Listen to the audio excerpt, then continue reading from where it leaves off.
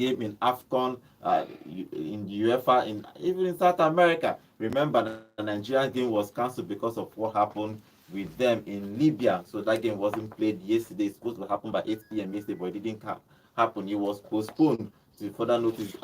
CAF is still looking at the case if they are going to awarding 3 points to anybody, or they are going to reschedule that game. So we're going to see the verdict of CAF for that matter. Okay, I'm with my guys in the studio. Good morning, John. How are you? Good morning. Welcome to the show, my beloved sports fans. We are here for you again. Hope you had a wonderful night's rest. Good morning, also. Good morning, sports fans. Shocker in the International League yesterday and shockers in AFCON qualifiers.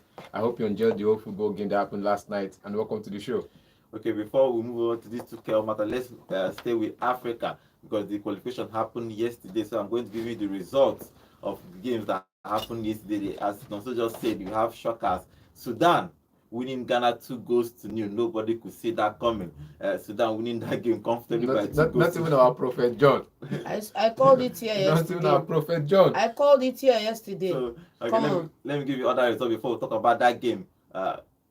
South Sudan, we have Sudan and have South Sudan. So South Sudan 1, Uganda 2, Sudan 2, Ghana 0, Malawi 0, Senegal 1, Chad 0, Zambia 1, Lesotho 0, Gabon 2, Tanzania 0, DR Congo 2, Rwanda 2, Benin Republic 1, Mauritania 0, Egypt 1, Botswana 1, Cape Verde 0, Niger 0, Angola 1, Sierra Leone 1, Ivory Coast 0. Another shocking result, Guinea-Bissau 0, Mali 0, Congo 1, South Africa 1, Central African Republic 0, Morocco 4. The game between Nigeria and Libya postponed. Ethiopia 0, Guinea 3, Comoros 1, Tunisia 1. That's another surprising result too. But let's talk about the Ghana game first. Wait, I want to ask, how can you play a game against somebody? Home and away, you concede 9 goals. When you know come play ball. But they got a result. But let's take. They got the result. They got against Morocco, Central African Republic, 5-0 first leg, second leg 4-0. Yeah, well, it happens in football sometimes. Come on, that's name for their side, man. So let's stay with Ghana. Ghana losing that game against Sudan 2-1. Also. Well, see, I have to say this. I've said it before and I've said it again. It's not about the numbers of dribbles, because we keep looking at the stats. We're seeing chances created is like maybe less. Dribbles, successful dribbles, you beat every other person that plays, every other winger, every other attacking player in the league or in the world. You beat them by your numbers of dribbles. If those dribbles does not add up to chances created, then it's wasted. This is not the first time we are seeing fleet-footed players, but at some point those players change their careers and end up scoring goals. We saw the likes of Ronaldo's, the Kojejo Kochas, all of them, they were fleet-footed. Ronaldinho was fleet-footed. Neymar fleet-footed. But at some point, those fleet-footing, those dribbling around the field doesn't really add up. They change the style. They start getting on the assists. They start getting on the goals. That is what we are calling out for. I know the Ghanaian side does not have the credible midfielder in Thomas Partey right now. They don't have Jordan Ayew on their side. Mohamed Kudus can lead from the midfield, can lead from the attack, but the dribble is just coming too much. You have a clear-cut chance of scoring about 3-4 goals in that game, but because of the dribble and his head down, he didn't see that. He didn't pick up those passes. And other midfielders that were trying to dribble as well did not pick up those passes, and it became a problem for them. And this will hit them on the break and scores 2 goals. Another all pace and no brains, right? Yeah, another just. I don't want to use that thing for my player. And you're biased now. I don't want to use that term Simple for and short. Hey, calm down. I don't want to use that term. All pass and no. I don't want to use that. See, all pace and no brains. That's call it what it is. The worst part is it doesn't have pace. He knows how to Simple. dribble past his man, but the final pass is what is lacking. And I think in that game he was not the only one lacking the final pass. There were many of them lacking the final pass.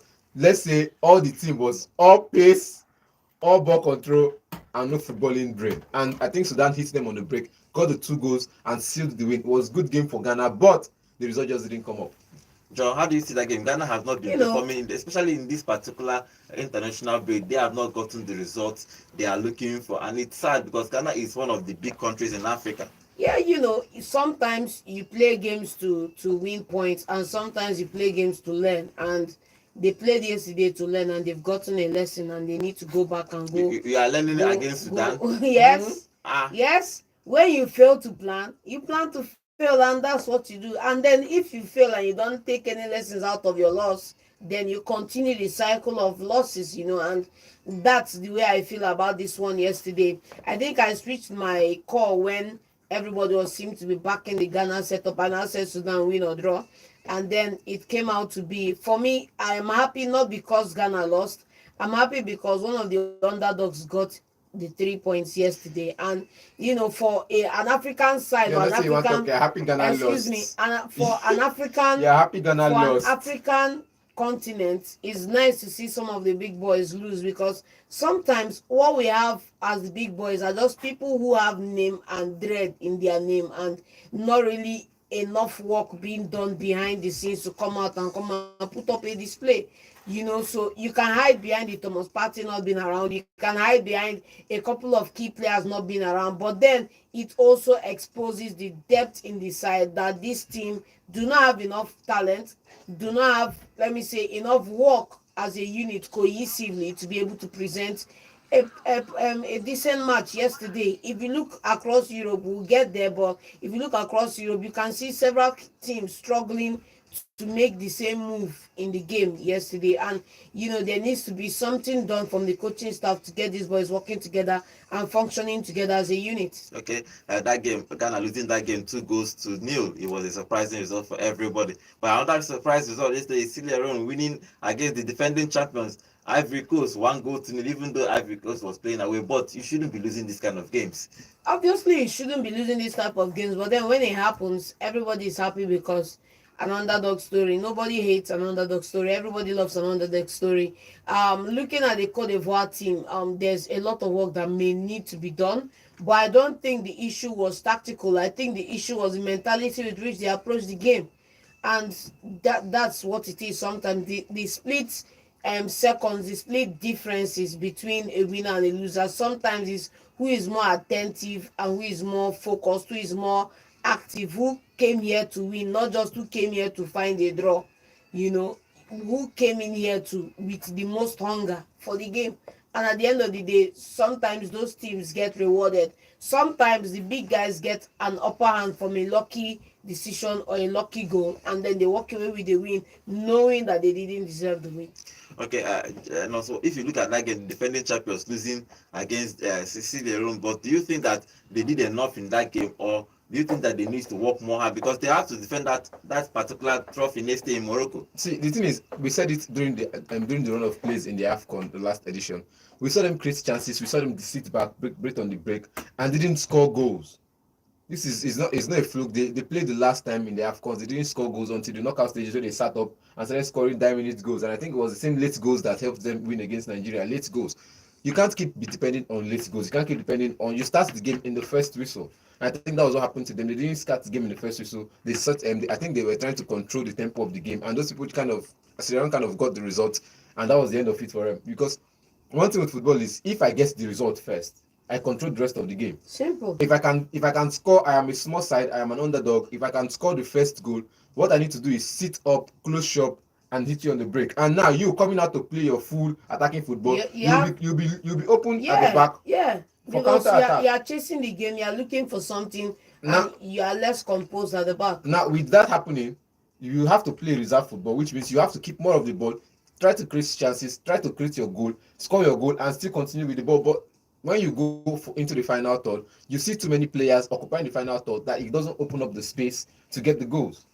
Okay, remember guys, we are live on YouTube at Volt FM Sports. We are live now on YouTube at Volt FM Sports. You can go there and join us and watch us talk football. Okay, let's talk about another surprising result. Is Comoros getting a point against Tunisia. It was a surprising because everybody was expecting Tunisia to do home and away against them, but they fought and got 1 point at least from 2 games.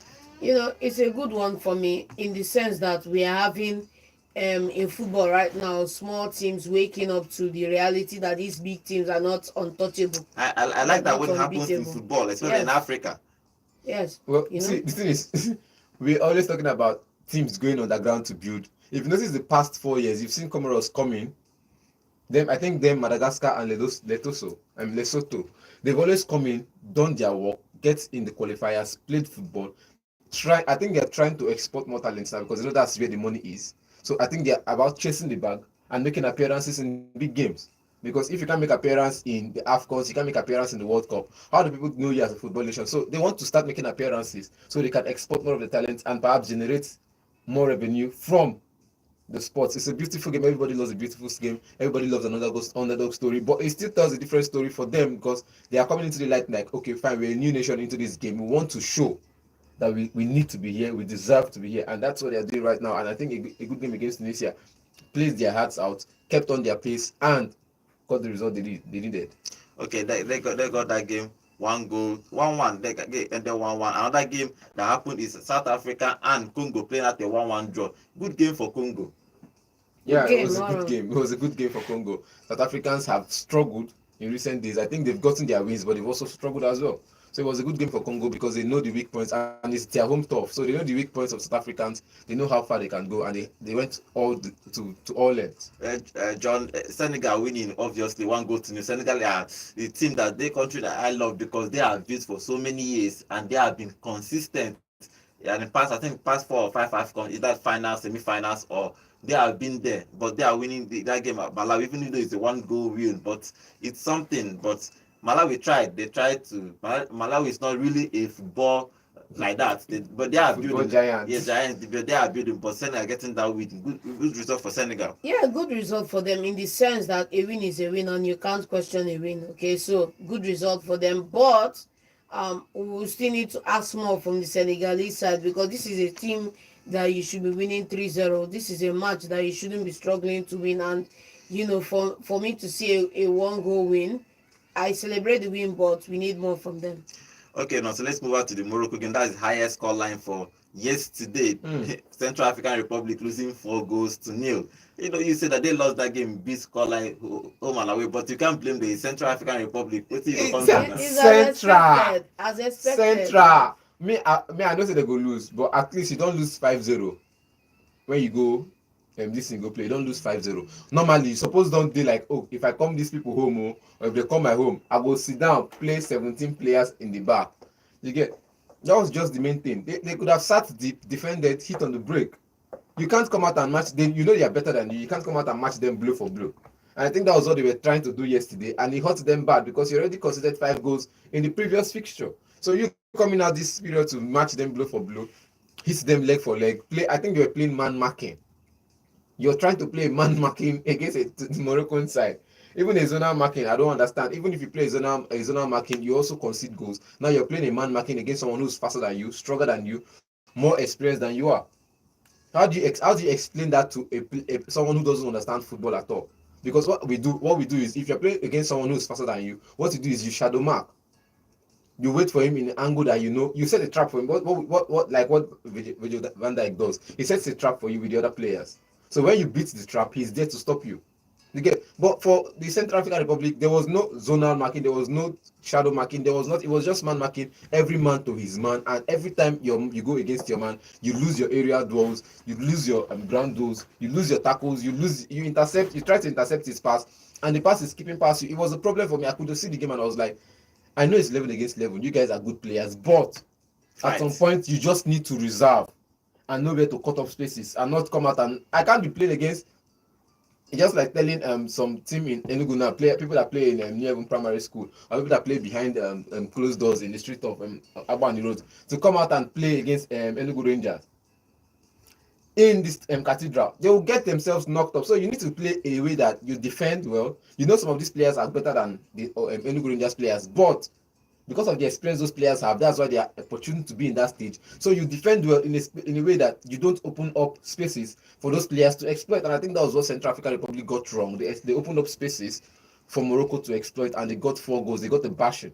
Okay, that game ended 4 goals for Morocco. Morocco winning that game comfortably, 4 goals. Okay, that's all for the AFCON qualification. Remember, next month again we are going for international breaks. Unfortunately for us, we are going for international break in November. I don't know why there are so many games played in Africa. Everybody is complaining. I thought that probably the international break had finished this year, and I just saw now that we have it from 11th. We have another international break. So Africa, Europe, everybody is going to play another international break in November. That's next month. Okay, let's move over to Europe because games happen. Interesting games happen in UEFA Nations League. But first, before we talk about that, let's talk about the English team because the English team have a new coach today. Either today or tomorrow, they are going to be unveiling Thomas Tuchel. Today, they are going to be unveiling Thomas Tuchel, a contract that will make him the England manager till July 2026. Okay, guys.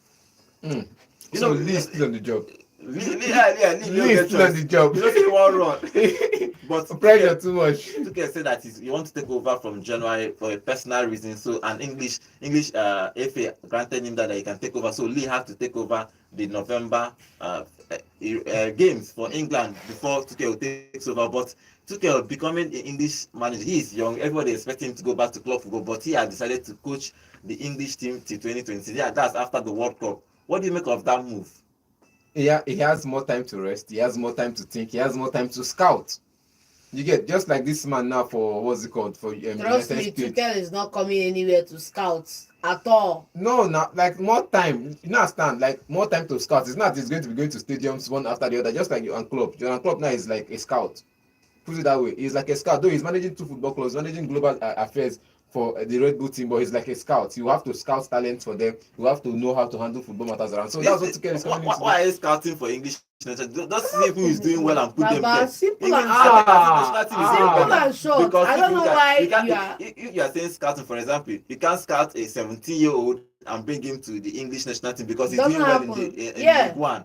Yeah. They have their first team. Just collect those first team. I think what England needs now is a coach that can organize them. Like, to win, they have stars already. Yes, like I said earlier when we were having this conversation in the podcast yesterday, I said that what England needs is a tactician, a master tactician who can come in, work with what they have, and build a team that can win trophies. And then if he now adds the man management aspect to it rather than the scouting, because I don't know why you'd be optimizing for a key position like a manager, you're optimizing for a low quality talent, okay, which you can get somebody who is already well good, very grounded as a scout, has all the passion to do the job, get him in as an add-on, and you get 2 qualities that nobody in the English setup has right now, which is you get in a tactician, you get in a very masterful manager. What's the name of that? This is their last coach. Southgate is not a tactician. He is not. If you saw how they crashed out in the way they crashed out, he is not. Irrespective for crying out loud. Irrespective. You are working for how many years and you're using somebody else's playbook. Where's your playbook? Where's your playbook for crying out loud? And you don't have a playbook. The problem with copying, is that everybody can see that you are copying. Who you copy from? Let me tell you. No, who you copy from? Call him name. Who you copy from? Where you make it too super obvious is when you don't add your own touch of ingenuity into the copying. Let me tell you something about copying. Nothing is original in this world again. Nothing is original. Granted. Let me tell you one thing. But when you make it super, for example now, when there's everybody copies, granted, but when you write the name of the copyee or the copier on the, for example, that we are writing exam now, you're copying from, when you write my name and my mark number in your exam sheet, I mean, you expose yourself. There's simple nothing and short. new. You see, You there's expose nothing yourself. new Simple under the and sun. short. Even the ones they wrote that they give us to read these days is not new. So what if it has happened like 4 or 5 times before the people that documented their own documented it? You see? You get. So I'm just saying this now that Gareth has his own style. He plays his own style. When he took out those styles and said he wants to experiment, he lost some of those games. You get. Now this man has taken over. He wants to play his own style. Now Tuchel will come in and want to play his own style. So you're saying they don't need a. See me. I mean, I'll tell you this for a fact. Man management doesn't really count. What you need is a team management. Go and tell Lampard that, because Lampard was asked from the job 2 times because of inability to manage, and you tell me management doesn't count. Lampard. When the team at Chelsea ousted Jose Mourinho, you want to tell me management doesn't count? Jose Mourinho is not a team manager. Management was lacking. Simple and short. Yeah, you having personal beef with a player doesn't count. It's not about personal beef, Baba. Man management. See, if I'm a good tactician, I don't need to stand out and say this player I will have to improve you. I improve the general team. The thing about bad management is that if you are getting the result, you can do whatever you want to do. For example, Pep and Sir Alex Ferguson can, whether they are doing bad management or not, they can tell it a player that they don't want, and club will agree because they are getting results. The problem with all this man management thing is that if you are not getting results, then it becomes a problem. But now, this Tuchel taking over England, do you think he has enough to win the World Cup for England? Because he's been coming home since 1966, right? That's since he has been working. 1966 was when it came last home. He was came home. So he's been coming home since 1967. Was it as he been crawling to England for Euros, for everything? Even if he crawl, if for not reach. He's been touring other nations before it came home. We don't calculate the time a person go use waka from South Africa as in around the world. It don't pass since 1966 till now. It doesn't even waka or a crawl. If we don't reach, go around the world again. Still come back England. But the same thing happens when I think the thing is the media pressure is not allowing the team focus. I disagree. You get, because when the overhype. Name me one league in the Premier League that has more media one league more than the Premier League that has more media pressure. How many players are flourishing there? How many teams are winning trophies there? Go ahead. Name one. Name Spanish one. La Liga. Speechless. Has more media coverage than Premier League. You do press conferences morning and night. You do press conference in La Liga morning and night. The Premier League has paparazzi following you around, doing everything. Premier League has more media coverage than the La Liga 1,000 times. That is why the players don't. And La Liga has more media coverage. Why do they not win the Champions League every year? If they have more media coverage, they should be winning Champions League every year. They should be winning the Europa League every year. When you look at the countries that have dominated the Champions League and Europa League, you see Spain. You get, because they know how to shut down the noise. Even Jude Bellingham, I think in the Champions League game they won the last time, he was saying something to CBS on the CBS show, and he said people always talk about the Premier League media. Have you been to Spain? He said it himself. That you have press conferences morning and night. You have press conferences twice a day. In England, you only have press conference twice a week. My is that what is press? If press media affecting your team play, how does that? Like, so see, the thing is, when I was saying this about the Spanish team, I said they select your intelligence, because you should know how to shut down the noise, then focus on yourself. But in the English setup, I think that's a difficult task, because everybody wants to be in the noise and still do the work. I like it when you use blanket statements to disrupt and say fallacies on air, because at the end of the day, you can't tell me that the over 1,000 players playing in the Premier League now or playing in the La Liga are the most intelligent crop of players simply because they are playing there. That's a fallacy, because you have better players. Because you have better players in the Premier League and across Europe. So you can't even use that philosophy that the Spanish national side said, let's play based on intelligence, and therefore you have better players who have maybe better mental health or better whatever, to say that's why they are there and they are doing what they are doing. I disregard. England, simple and short. Whether it's media or not, there's something is holding England. They need to come to Nigeria. Let us find solution for them. I have a solution. Tuchel is the solution, don't worry. But do you think that Tuchel can actually, because he is young, he's a master tactician. Yes. If I can put it like that, because he mastered that way for Chelsea to win the Champions League, took PSG to the finals of the Champions League, won the league title with PSG, won I think German Cup with Borussia Dortmund. Yes. So against Bayern Munich and all those things, he has been using tactics, small tactics, and he's been winning. But part of his, apart from when he went to Bayern Munich, he liked playing three at the back. That's the one question I want to ask.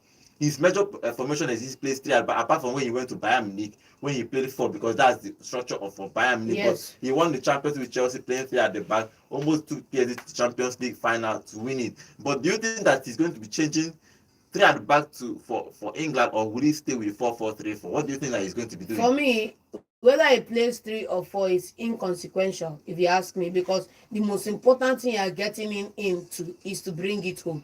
Simple QED. Anyhow you want to. See, so if now 5 at the back will win it, Simple. But what I want to call your attention to, because they say that I don't want to speak it in Igbo now because some of our listeners will not understand. And so when you know the real meat of a man is when you come into situations and you come into certain circumstances and you need to come out on top. And Tuchel comes out on top 90% out of 100. So what do you think about So this particular thing he's he's the going right to be man. doing? Formation, 3 at the back, 4 at the back. What do you think that Tuchel will be doing with this English team? Ask Netherlands how manage, how far. They've been switching between Coman and LVG. And this coaches play 3 at the back. They get to finals, they lose it. How manage, how far. So you play 3 at the back at the World Cups, opens up a lot of spaces behind you. I believe people will say England have the defensive power.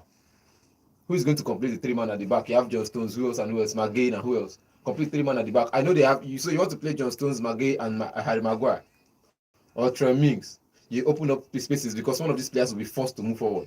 You always want to play possession football. I'm saying if you want to play for the England side, you continue your 4 at the back, but it still doesn't change the fact that in 2026 there will still be no trophy for England. I disagree. You're not a prophet. You can't say that. Okay, it's possible because you have to look at history to see what is going to happen. But every foreign manager, every time you look at history to predict what's going to happen, there is always going to be an outlier, and I'm calling it here that Thomas Tuchel is an outlier. Who is an outlier? An outlier is somebody who comes in and breaks the trend. Simple. Okay, remember guys, 2026 no far. It's 2 years time. And they're not going to still win the World Cup then. Okay, let's see. Remember guys, we are live on YouTube at Volt FM Sports. Okay, we have comments here. And Eclipse Obi is saying, please, is Ghana the role model of Man U or the reserve? I am so happy Ghana is at the verge of crashing out of the 2025 AFCON. Okay. This Badele don't enter blood. Don't enter blood, no. And like Obi is also saying, I think 8 teams are already qualified for the AFCON 2025 AFCON. A win for the Eagles will qualify them for the tournament. Yes, 8 teams are already qualified for the AFCON tournament already. So after next month, the conclusion, we know who will join them in qualification. And like Obi is also saying, England will not win the World Cup even if they hire Ferguson, Guardiola, Mancini and Klopp together. Come on. Please. Screenshot this statement and you cry in 2026. Okay, guys, you can now join us on this conversation. Tell us what you think about Tuchel becoming the English national team. The number to call is 0706 048 5853. Do you think that England getting Tuchel will win them the World Cup in 2026? Because that deal will happen today. He is going to become the English manager. Call us and tell us if you think that he will do well with the English national team. Okay, let's stay with the results of yesterday. Let's take this call before we move over to the results of National League matches that happened yesterday. Hello, good morning. Hello, good morning. John, I heard what you are saying that some people will break the drought to England. Mm-hmm. So, also, I agree on what you said. 2026 is not for England.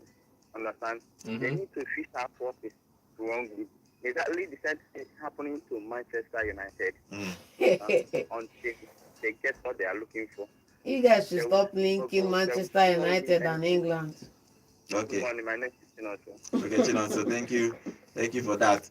0706 048 5853. Do you think that Tuchel will win this World Cup for England in 2026?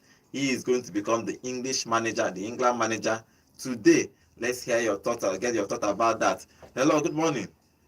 Good morning, Chichon and the others in the studio. Good morning. Name and location, please. My name is Chukuri from Enugu. Okay, Chukuri, what do you think about this Tuchel becoming the English manager? Yeah, it's a fantastic one. It's a fantastic one. Since he has proved himself in different 3 leagues, like the Premier League, the La Liga, the Bundesliga, and the Serie A. He has proved himself in 3 different leagues. and I think he has the experience to take the England team forward. Except the England players might listen to him and listen to his tactics well, because this man need to get to get in the players, like young players. Let's not be looking at them and looking at these players that they are stars or whatever. The big players that we listen to him and do what he said. Yes. Is not this one that put him to head. We show him proof shoulder. Let's not make that mistake that Southgate make in Euros. Okay. Yes. When you lose the match, instead of putting a Palmer starting lineup, you want to put it up on bench. Yes. Okay. He's not been putting Palmer in starting lineup because the Spain will be afraid of Palmer in that final. Look at the way the teammates said it in the social media. Say that they did not put Palmer in the match because you know that if they try it, England will win them. Now, say, I made that mistake now. Yeah, you're only way down. I don't want to Thomas Tuchel to make that mistake. Okay. Yeah. I let them either with the World Cup or they win the Euros.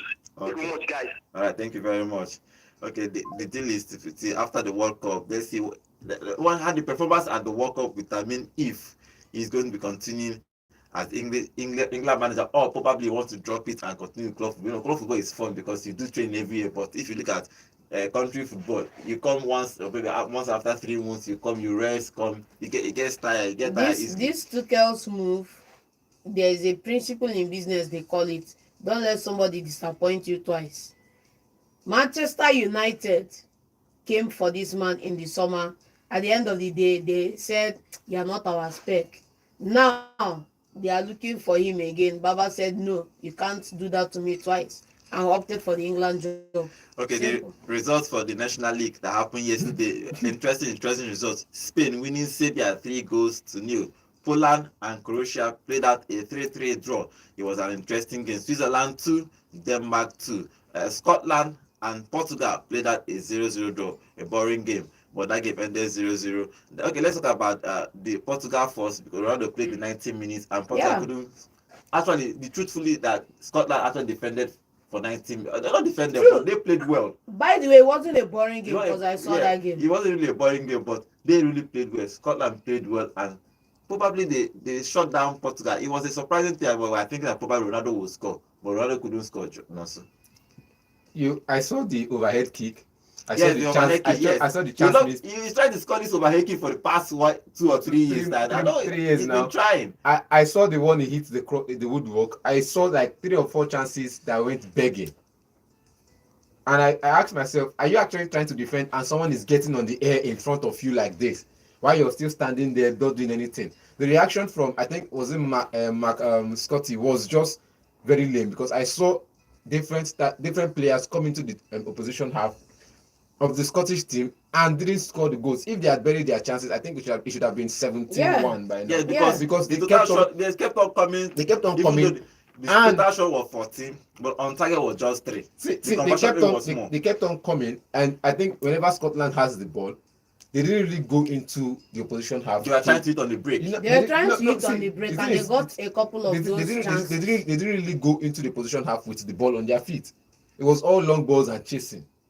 You don't do all long balls and chasing if you're going to play against the Portuguese side. I know they have more midfielders than you do, but if you look at Scotland, the way they play, they always like to overcrowd the midfield. How do you expect them to get past that midfield without playing the long ball? That was 70. Their pass is almost 714 against 314 for the Scottish team. They always try to overload the midfield with midfield players. Look at the way they play. You see like five midfielders in a team and just 1 striker.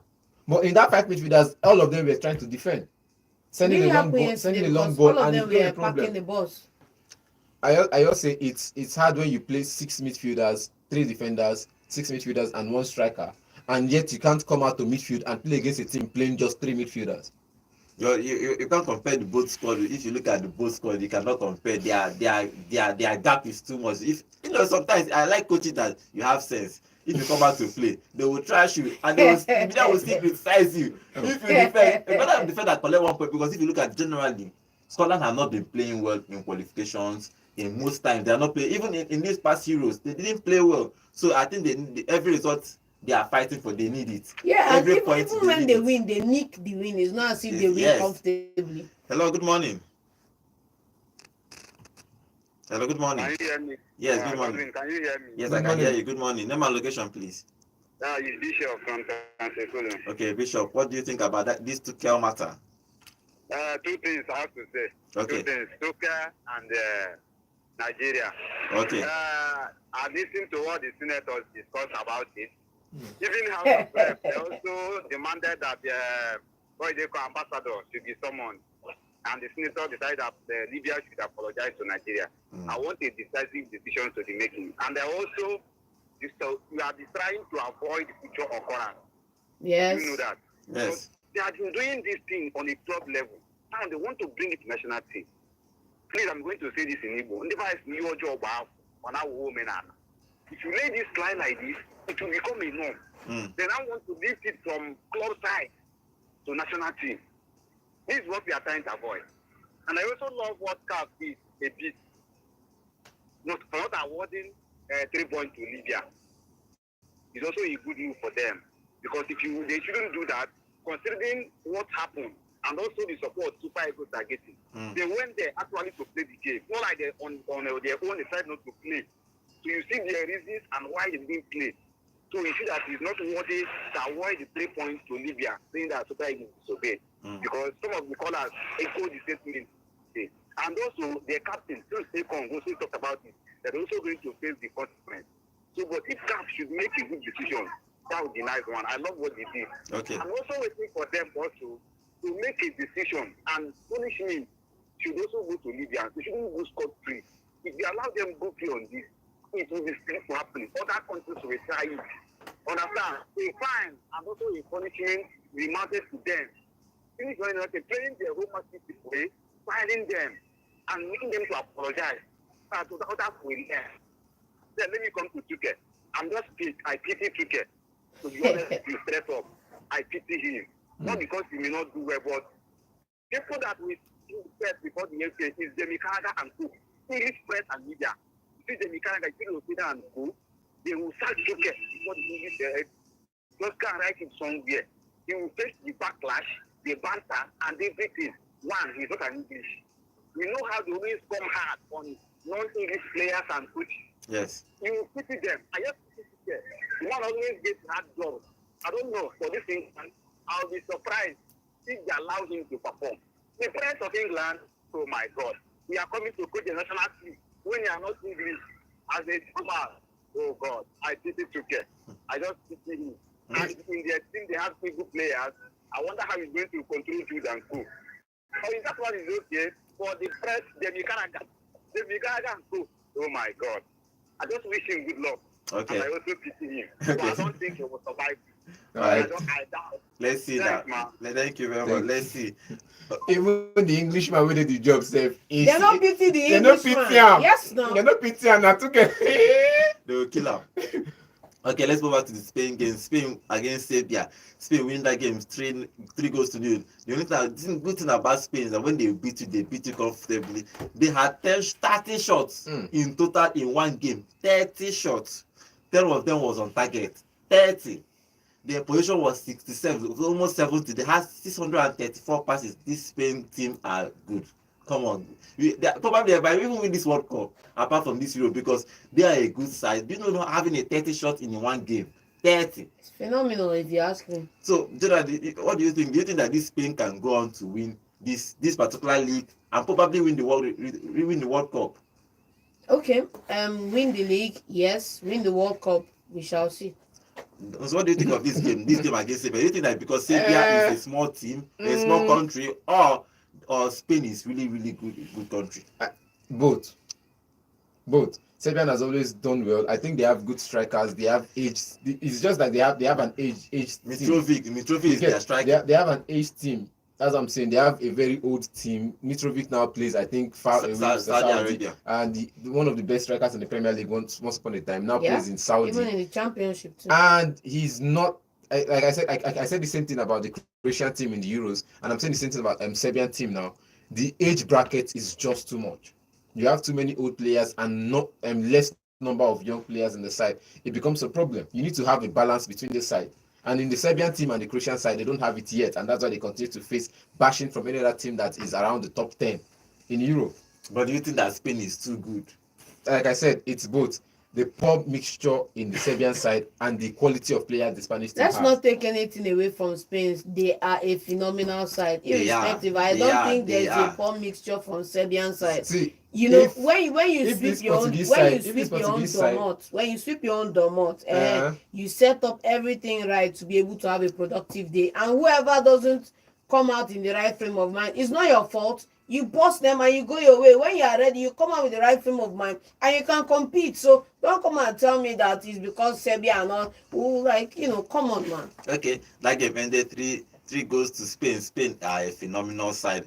Probably they are a country to be watching, even in the World Cup and including this UEFA League. Probably they might win it, or when the World Cup happens again, if they retain these players and retain their coach, they might be winning because they play good football. They score a whole lot of goals and they win their games. Okay, let's move on to another interesting game that happened in UEFA League is Poland and Croatia. That game ended 3-3 for both teams. It was a good game. It was these people will score, they will equalize, they will score, they equalize, and that game ended 3-3, John.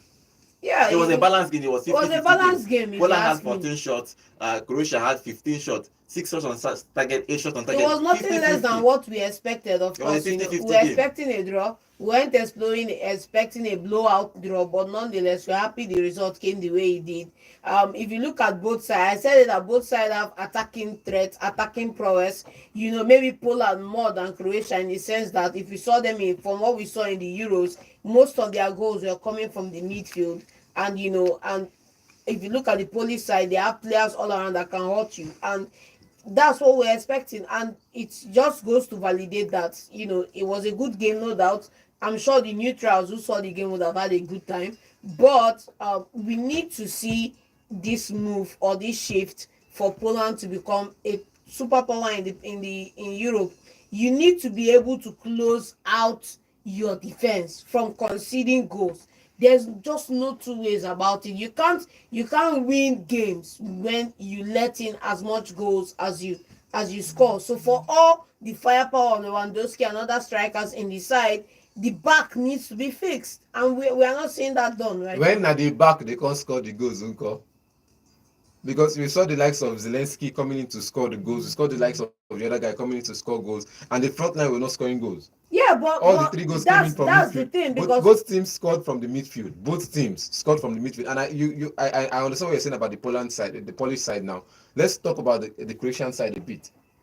Like I said this during the Euros, I said they need to start scouting for young talent to learn from these old men before they go, because what happened to Brazil, what happened to Italy might as well happen to them. Because after these aged people phase out now, you start having to build another team, and it will take you years. Look at the Italian side, taking them years, because you're finding it difficult replacing the likes of Chiellini and the rest of them. You're finding replacing the likes of top defenders that have defended in Italy. Now in Brazil, the same thing. You're finding it difficult replacing the Ronaldos and all of that. So you have bang average players on your side. So I'm just saying, for the Croatian side now, we have talented midfielders, we have talented attackers, we have talented defenders. There's a Paqueta there. We'll get to Brazil. We'll get to Brazil. There's a Guimaraes there, so they are all good players in the Premier League. Don't pull my leg to say something I don't want to say now. But for Croatia, they should. I don't know how I'm saying this. They have an age squad. They have a very aged squad. Average age of 30 or 28. I think it's average age of 28. You can't be playing a top tournament with an average age of 28. I think it should be, even if you have an age squad, it should be around 25 to 26. They will know, okay, fine, you have younger players on the side to balance the age difference. But they don't have any player between 21 and 19 on their side. Okay, that game ended 3-3 for both let's move over to South America because interesting games happened in South America yesterday or this morning. Argentina, I'll give you the score, the results first before we talk about Argentina winning Bolivia 6-0. Colombia 4, Chile 0, Paraguay 2, Venezuela 1, Uruguay and Ecuador played at a 0-0 draw. Brazil 4, Peru 0. Okay, let's talk about the Argentina team because Messi scored a hat-trick and got 2 assists, trashing Bolivia 6-0, John. Magnificent. That's the GOAT there. That's the star man. That's creme de la creme. That's the man of the moment. That's the man of the decade. That's the man of the century. If you are talking about a born superstar, a phenomenal supernova, you talk about the one, the only, the living legend himself. You talk about Lionel Messi. I don't know who else there is to talk about. Let me borrow your word. Ordinary Venezuela.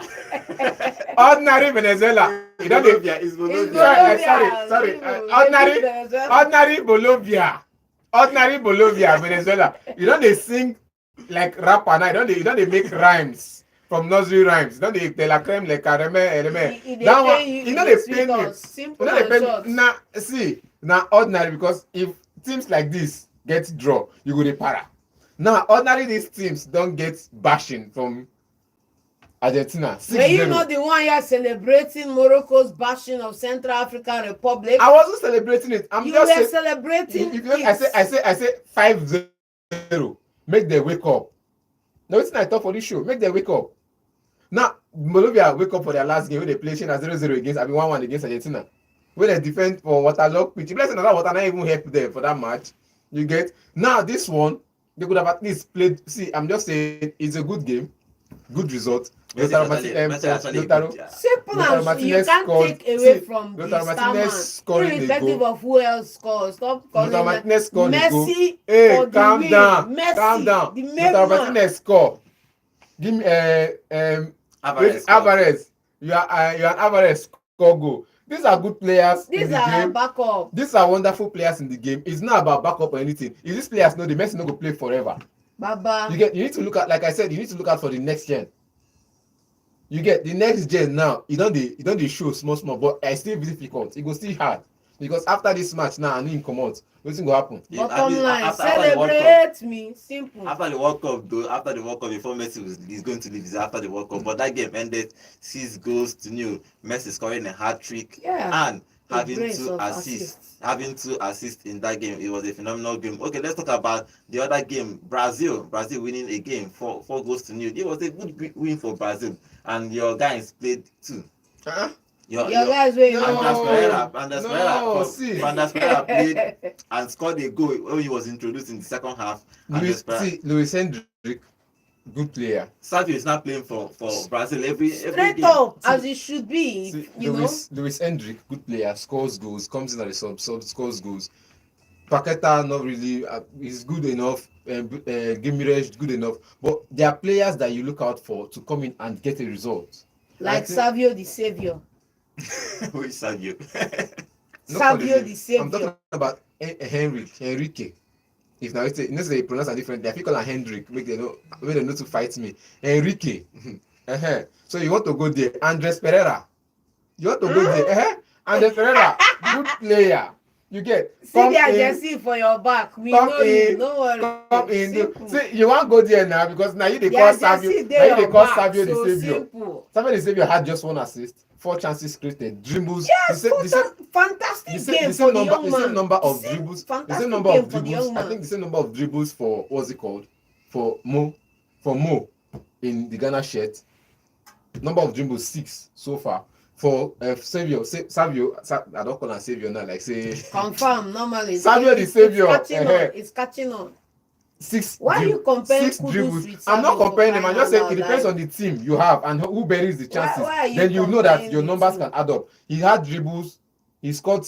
Had 6 dribbles. He had 1 assist to his name. This person had 6 dribbles, 4 chances created, and no 0 goals on the score sheet. So it just depends on the team you're playing for and the people you're playing around. And the man for the moment, Rafinha, he scored 2 goals, and he's now playing almost behind. The striker, he has been playing because of injuries. He's been playing behind the striker because he's a winger. He's been playing behind the striker. Lewandowski at Barcelona. Now they moved him to behind the striker for Brazil, and he scored 2 goals. I think he's a phenomenal. He's been on form Yeah, for Barcelona and Brazil this year. Let's see how it's going to end. But Brazil winning that game 4-0. Okay, let's move over to the Nigerian Professional League, because there are games happening today. Our own very own Rangers International is going to be playing Kano Pillars at Enugu here. That game will happen by 3 p.m. I'll give you other results that are happening today. Lobby Star versus El Kanemi Warriors, Kwara United versus Sunshine Stars, and Enyimba versus Tornadoes, Niger Tornadoes. Okay, let's say with the Rangers International needs to start picking up 3 points, especially at home, because we need to start climbing at the top of the log.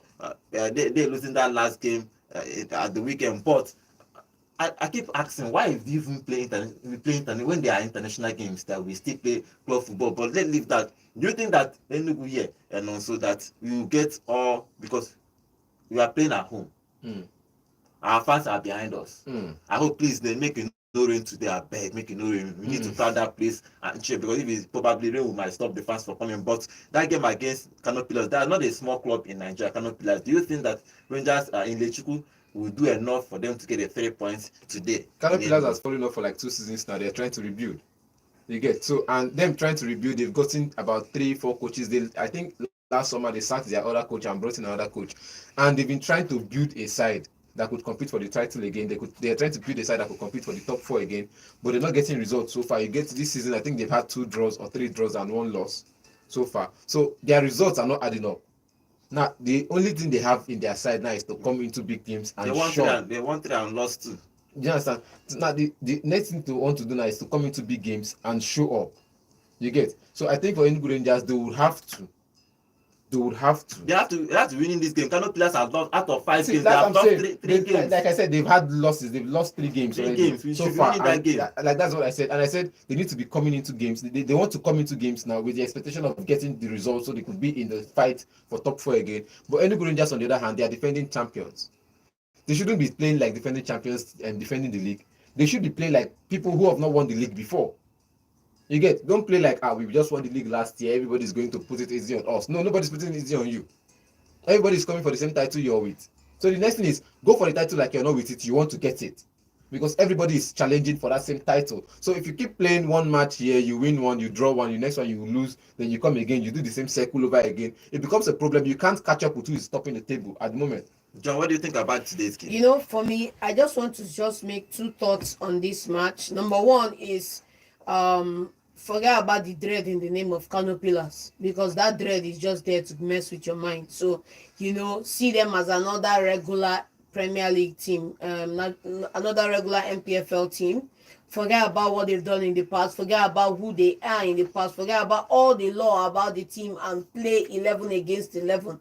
Because sometimes what gets to players mentally is, you say, hey, we are coming against Kano Pillars, or we are going against a big side, Manchester United or whatever. Focus on the game, focus on the moment. And then secondly, don't put off to tomorrow what you can do today, which means you have 3 points looking at you today. Don't put it off for tomorrow to go and collect your 3 points today. Simple. Collect your 3 points today. Look at it now. Like the last 5 games, they've won 2. You can't be. These numbers are not just adding up for me. I think in these games now, Enugu Rangers should go in with the mentality of they are bigger than Kano Pillars, and they are playing in Enugu. They are playing in Cathedral. Go there, get the win.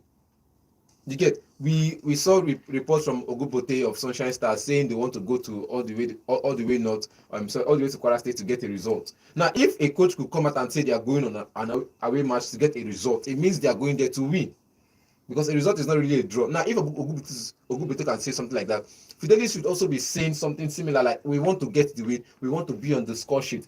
I see Rangers. I keep complaining about other teams, my Western players and all of that, creating 1,000 chances and not burying those chances. Now for Rangers, it's happening. We are seeing creative players, the Saviors, the Kazim Oguleyes, the Kenneth Agos, all of them creating many chances, yet who buries them is missing. Okay, let's get your prediction for today's game, Rangers and Kano Pillars. Let's start with you, John. Win or draw, Rangers. Win or draw. I'm not going to stay with the win or draw. It's a They win win, or they win. nothing. Okay, for Enyimba is playing today 4 p.m. What's the operation for that game for Enyimba? And they're coming up against the Niger Tornadoes side that doesn't really count. I think Niger Tornadoes will always be a middle table team. They are just behind Rangers International. That, like I said, they will always be a middle table team. They start with initial grab, go first 7, okay. and after that they drop back to their normal 10. Let's get operation for that game. Enyimba for the win. Okay, Enyimba for the big win. Okay, John. Draw. The draw. Okay, remember guys, we are live every day Monday to Saturday on YouTube at Vote FM Sports. Let me read some of the comments before we call it a day. And like let's so beast, my boys Alvarez and Lautaro Martinez got on the score sheet. Messi got a hat-trick early hours of today with 2 assists, 5 goal contribution, undisputed GOAT. Yes. And like let's so be so saying, "Non so rest in Jesus' name. Give Amen. me his flowers. He's a phenomenal and has unmatched record, greatest of all ordinary time. Bolivia. Undoubted. Okay, guys, thank you for joining us on today's show. Thank you for all the comments on our YouTube. Thank you for all the calls. Let's go out and cheer up Rangers. They are playing a game today by 3 p.m. at the Cathedral. Let's go and give them all the support they need, and let's hope that they get the 3 points. My name is Godwin. I will be seeing you tomorrow. Have a lovely day.